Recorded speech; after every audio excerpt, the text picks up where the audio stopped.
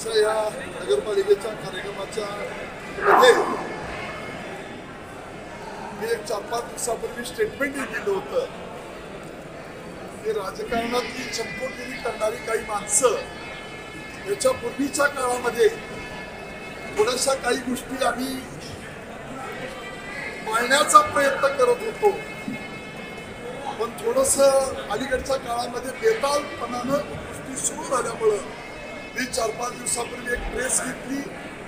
काल मी स्वतः सकाळी पालकमंत्र्यांना फोन केला आणि त्यांना सांगितलं की आपण नगरपालिकेचा हा कार्यक्रम जवळजवळ 13-13.25 कोटी रुपयाचं एक शॉपिंग कॉम्प्लेक्स आणि नगरपालिकेची इमारत या ठिकाणी वास्तूचं उद्घाटन आपण घेतोय, तेव्हा या कार्यक्रमाला आपण सगळ्यांना बोलवा.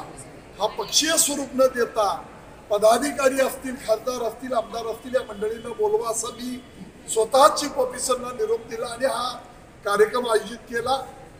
पण इथं येऊन सुद्धा पुन्हा त्यांच्या त्या नौटंकी सुरू झाली. मी त्यावेळी काही बोललो नाही. माझं भाषण सुरू झाल्यानंतर मात्र त्या भाषणाच्या दृष्टिकोनातून त्यांनी अडथळे आणण्याचा प्रयत्न चालवला.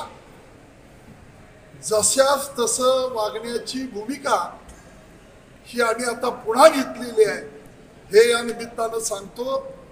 कुणी गोंधळ करण्याचा प्रयत्न करत होतो, कोण काय करत होतं, याचं सगळं शूटिंग आपल्याकडं आहे. या गोष्टीची वस्तुस्थिती आपण सगळी पाहिलेली आहे, तेव्हा या निमित्तानं माझं मी हे स्पष्टीकरण देतो. एबीपी माझा, उघडा डोळे बघा नीट.